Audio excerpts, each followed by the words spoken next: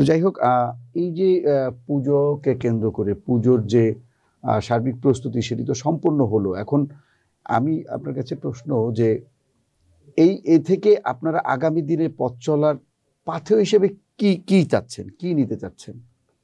মা দুর্গা আসে কিন্তু অশুভ শক্তিকে বিনাশ করে সত্যকে, ন্যায়কে প্রতিষ্ঠা করার লক্ষ্যে, এবং সে শান্তি প্রতিষ্ঠা করে যায়, সেটাই তার ইচ্ছা থাকে মা দুর্গার।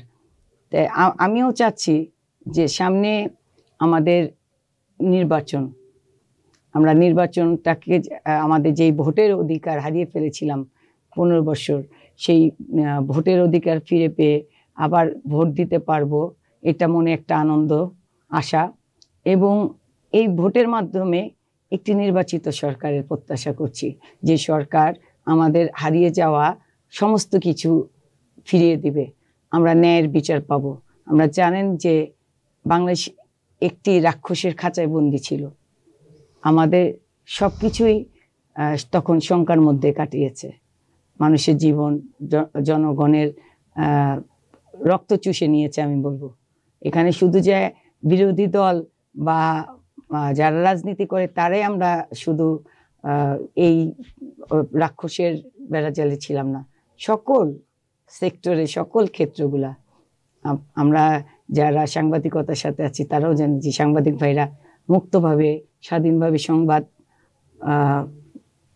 পাঠ করতে পারতো না, বা আমাদের বাক স্বাধীনতাটাকে কেড়ে নেওয়া হয়েছিল, যেটা 72 থেকে 75-এ ঘটেছিল, সেটাই আবার এই 15 বছর আমরা দেখেছি।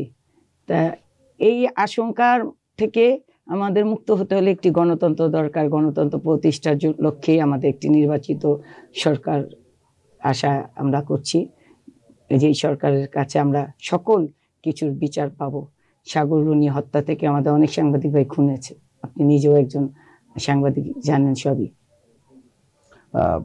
সারা বাংলাদেশের অবস্থাটা কি এখন? পুজো মণ্ডপগুলোর নিরাপত্তার কোথাও কোথাও আশঙ্কা করা হচ্ছে যে কোথাও কোথাও মানে এটা বিচ্ছিন্ন ঘটনা, যে সেখানে কোনো ধরনের দুর্বৃত্তায়ন হতে পারে।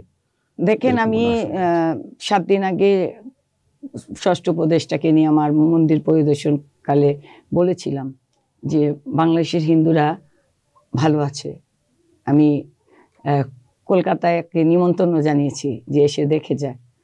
কেন বলেছিলাম? যে বাংলাদেশ সম্প্রীতির দেশ, এদেশে সকল ধর্মে মিলিত হয়ে এক হাতে হাত রেখে কাজ করে, সুখ দুঃখ গুলো তারা ভাগাভাগি করে নেয়, তাই বলেছিলাম। কিন্তু এতে অনেকে গাত্রদাহ হয়েছে, সেটা আমাদের পার্শ্ববর্তী দেশ বলেন বা যাদেরই দুর্বৃত্ত যারা, তাদের মনে আঘাত এনেছে যে এই কথা কেন বলল দিদি। হ্যাঁ, দিদি কি কারোর নির্দেশে বলল কিনা? কারোর নির্দেশে না, আমি একজন সামাজিক কর্মী বলতে পারেন। আমরা যারা রাজনীতি করি, আমরা সমাজের ভালো কাজ করার জন্য নাগরিক হিসেবে বলতে পারি যে আমাদের দেশে কি সত্যি আমরা ভালো নেই? সবাই ভালো, যারা সকল ধর্মের মানুষ এখন, বিশেষ করে 5ই আগস্ট পট পরিবর্তনের পর কিন্তু এখন আমরা শান্তিতে ঘোরাফেরা করছি।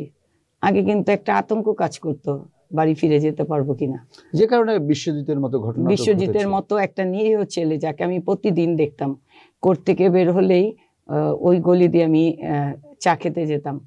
হ্যাঁ, বিশ্বজিৎকে তো আমি ভুলতে পারবো না। ওকে হত্যার শিকার হতে হয়েছে, খুন হয়েছে ওর, ওই বিচারও কিন্তু আমরা এখনো পাইনি।